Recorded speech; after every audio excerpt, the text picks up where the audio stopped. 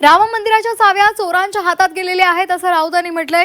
कारभार झेपत नसेल तर चाव्या आमच्याकडे द्या, आम्ही राम मंदिराचा कारभार उत्तम चालवू।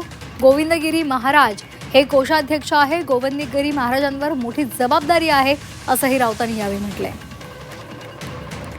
तुम्हाला राम मंदिरचा कारभार करणं जमत नसेल तर त्याच्या चाव्या आमच्यासारख्या हिंदुत्ववादी संघटनेकडे आणि संस्थेकडे द्याव्यात त्यांनी।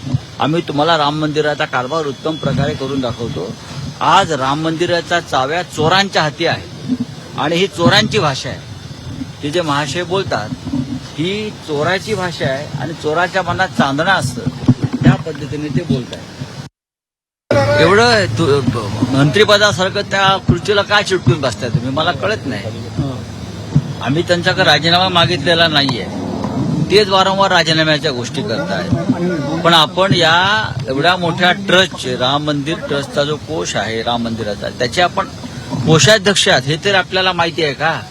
त्याच्यामुळे सगळ्यात जास्त जबाबदारी आपली आहे, कारण दरोडा जो पडलेला आहे तो त्या खजिन्यावर पडलेला आहे, ज्याला मराठीमध्ये खजिनदार म्हणतो आपण, ते कोषाध्यक्ष आहेत। तो खजिना लुटलाय तुमचा आणि तुम्ही म्हणता मी राजीनामा देणार नाही, कठीण आहे।